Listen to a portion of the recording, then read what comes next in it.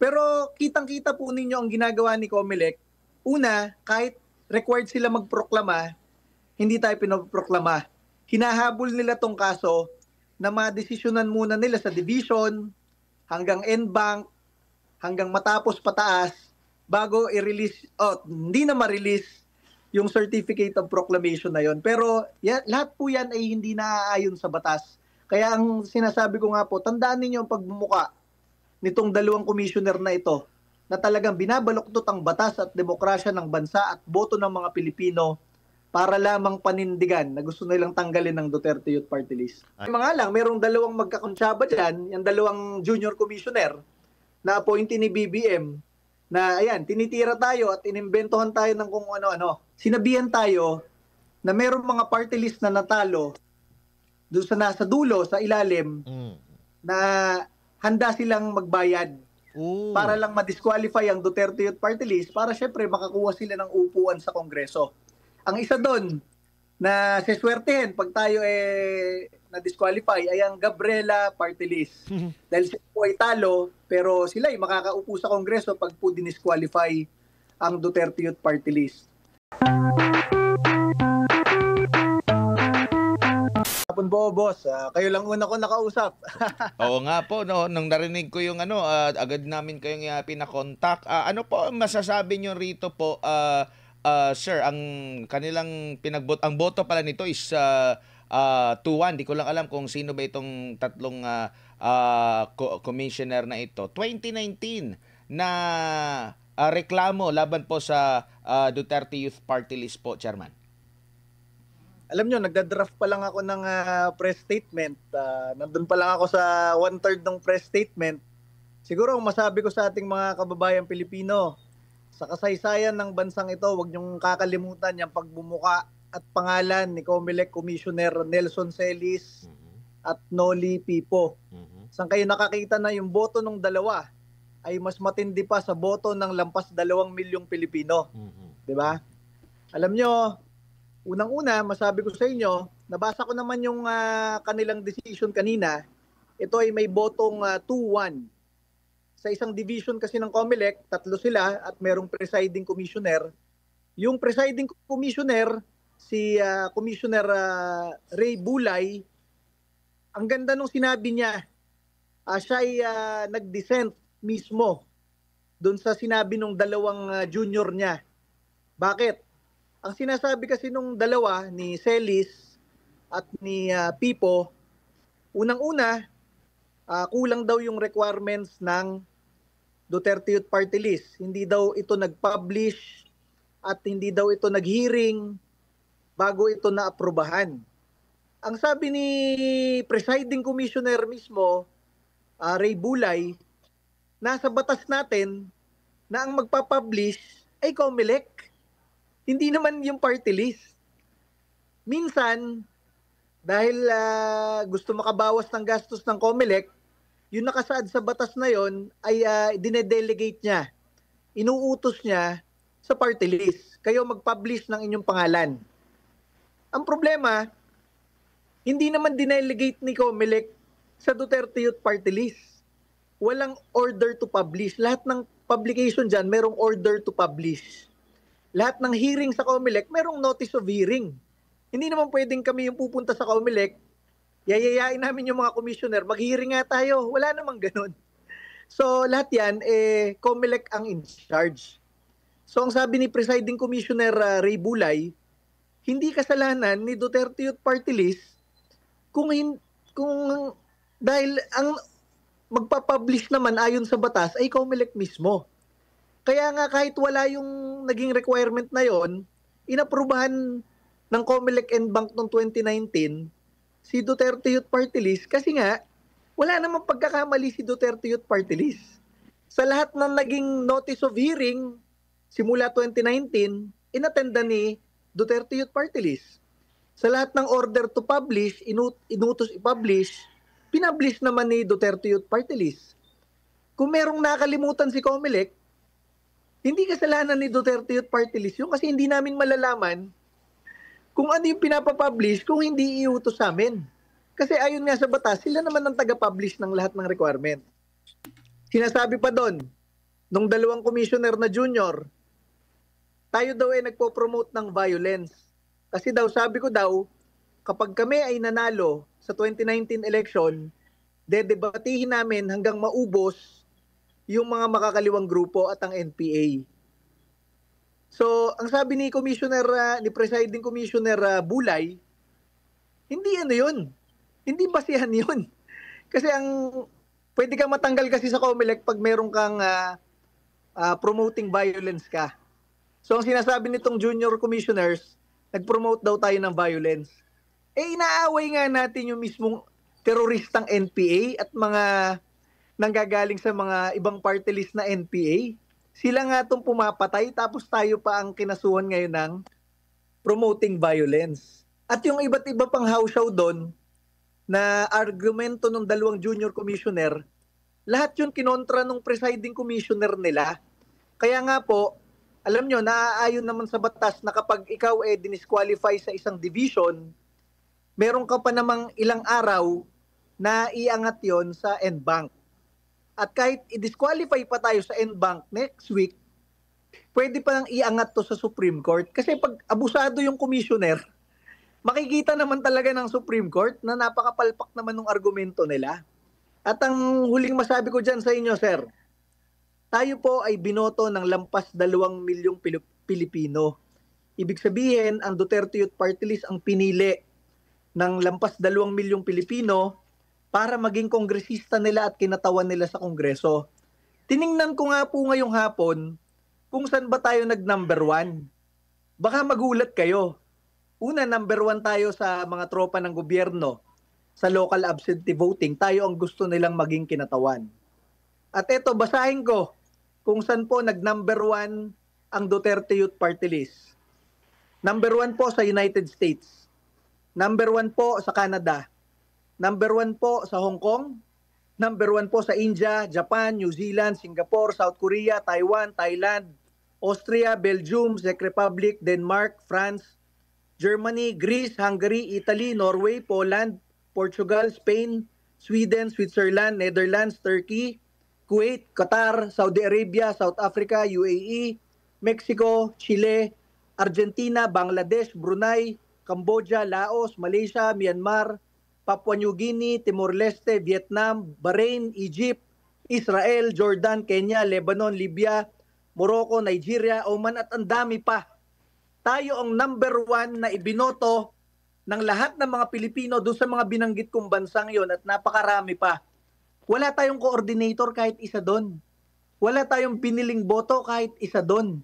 Hindi nag-usap-usap tong mga Pilipino sa iba't ibang bansa na tayo ay gawing number 1.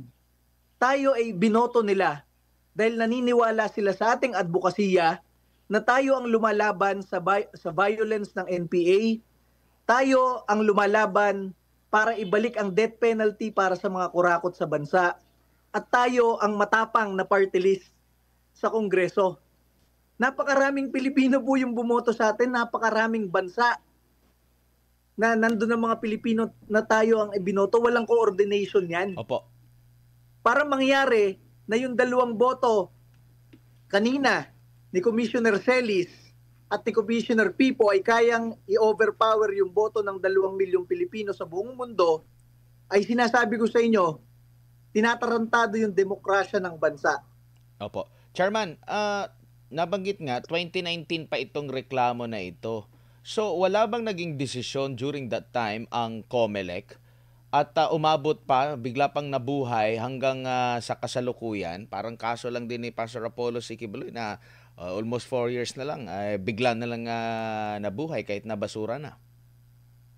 Wala po siyang kahit hindi kayo abogado, pag binasa nyo yung mismong kinaso sa atin, matatawa kayo Kaya lang tumagal to sa COMELEC ngayong 3 linggong ito mula sa hindi tayo pinroklama. Inisipan pa nila ng magagandang salita ng abogado. Pero kahit na ganun, kinontra sila ng presiding commissioner nila.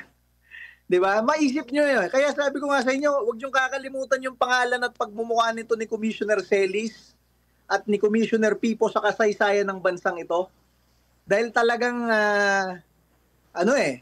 ako alam nyo, sa katotohanan lamang sa katotohanan lamang, wala na akong ibang hinihiling sa buhay eh. Naging kongresista na kami, nakaupo na kami sa kongreso, at kahit nandun kami sa kongreso, pinapatahimik kami ng mga kasama namin, ang sinasabi sa amin, Ronald, nandito na kayo, wag nyo nang awayin yung NPA, magnegosyo kayo dito hanggang nasa gobyerno kayo. Ganyan ang sinasabi sa amin ng mga kasama namin sa gobyerno. Pero kami, wala kaming pakialam. Dahil hanggat merong namamatay na pulis, sundalo at kapwa nating Pilipino, hanggat merong nare-recruit na kabataan, ang mga teroristang NPA, dapat man lang meron talaga makipag-away sa Kongreso at tayo yon at nakita yon ng maraming Pilipino, kaya lalo tayong ipinanalo ngayong taon na ito. Kaya lang, dito sa hanay ng COMELEC, unang-una pa nga lang, dapat proklamado na tayo last month pa. Dahil kahit anong kaso mo sa COMELEC, hanggat walang final decision, kahit nga itong decision ngayon, hindi naman final itong decision na to. Meron pa kasing end bank yan, meron pang finality yan. Kapag tinaas mo sa Supreme Court, hindi pa final yan. Kailangan kang iproklama ayon sa rules ng COMELEC. Pero kitang-kita po ninyo ang ginagawa ni COMELEC. Una, kahit required sila magproklama, hindi tayo pinoproklama. Hinahabol nila tong kaso na madesisyonan muna nila sa division, hanggang end bank, hanggang matapos pataas, bago i-release, hindi na ma-release yung certificate of proclamation na yon. Pero lahat po yan ay hindi naaayon sa batas. Kaya ang sinasabi ko nga po, tandaan ninyo ang pagbumuka nitong dalawang commissioner na ito na talagang binabaluktot ang batas at demokrasya ng bansa at boto ng mga Pilipino para lamang panindigan na gusto nilang tanggalin ng Duterte Youth Party List. Ayun, Chairman, Judea po, nagmula po doon sa pagtanggal sa inyo ng pondo. Tapos, ngayon, cancellation of registration. Samantalang, meron po dito na mga politiko na nakaupo ngayon na hindi karapat-dapat makaupo, katulad na lang halimbawa ng guilty, katulad na lang convicted, katulad na lang halimbawa ng may problema sa citizenship. Ang nakakapagtaka kung bakit itong lumalaban sa mga terorista ng NPA, sa mga makakaliwang grupo, ito ang pinupunterya nila. Sa tingin nyo, Chairman, ano ang pinakamalaking dahilan kung bakit ginagawa ito? At alam natin kung sino mga nasa likod nito. Ano ang pinakamalaking dahilan nila kaya't nila ginagawa ito? Tayo ba ay pinamumunuan na ng mga terorista sa gobyerno? Unang-una po, ako po ay sinabihan ng mga kaibigan nating intelligence officers. Mm-hmm. Dahil tayo naman talagang malapit sa mga tropa ng gobyerno, tayo nga number 1 sa kanila. Sinabihan tayo na mayroong mga party list na natalo doon sa nasa dulo, sa ilalim, na handa silang magbayad para lang ma-disqualify ang Duterte Youth Party List para syempre makakuha sila ng upuan sa Kongreso. Ang isa doon na siswertehin pag tayo na-disqualify ay ang Gabriela Party List. Dahil sila po ay talo, pero sila ay makakaupo sa Kongreso pag po dinisqualify ang Duterte Youth Party List. Ang pangalawa po nating masabi dyan, talagang talagang binabaluktot nila yung batas eh. Kasi masabi ko sa inyo, sasabihin nila, importante ang boto, bumoto kayo. Napaka-sacred ng balot. 2 milyong Pilipino. Hindi nga kasya yan sa luneta eh. 2 milyong Pilipino eh. Ganyan ang karami ang nagtitiwala sa atin dito sa Pilipinas at sa buong mundo. Pero para sa COMELEC, kaya nilang baluktutin yan. Dahil ang magwawagi pa rin, hindi yung boto ng mga Pilipino. Ang magwawagi, etong mga nauupo doon na kahit dadalawa lang sila, kaya nilang baluktutin ang boto ng 2 milyong Pilipino. Ito po tanong, regarding po sa COMELEC, kasi kanina may lumabas din po na balita na dinilit ng COMELEC itong mga files regarding sa 2025 election. So now, ang tanong ko po, mapagkakatiwalaan pa po ba natin ito, COMELEC? Unang-una, bakit mo i-delete ang files ng 2025 election dahil tapos na? 'Di ba? Alam nyo, naisip ko nga dyan, ang sinasabi ni COMELEC, maganda daw yung resulta ng random manual audit nila dahil 99.99% daw tugma dun sa naging resulta ng eleksyon. Alam nyo, dapat nga hindi COMELEC ang nag-o-audit nung bilangan nila eh. 'Di ba? Opo. Parang ikaw, kung gumastos ka sa gobyerno, yung ahensya mo, hindi ikaw ang mag-o-audit ng ginastos mo. Mhm. Kung meron kang pagkakamali, commission on audit. Dapat ganun rin sa COMELEC. Kung ang trabaho mo naman, magbilang ng boto, hindi dapat ikaw yung mag-audit kung tama yung bilang mo. Kasi kung sinadya mong minali yung bilangan ng boto, bakit ikaw ang magpapatunay kung mali ka o hindi? Siyempre, may nakita na ba kayong napatunayan nilang mali sila? Walang ganun. So kung meron dapat nag-o-audit ng pagbibilang nila, ibang ahensya dapat yon. Hindi dapat sila. Di ba? Tama po.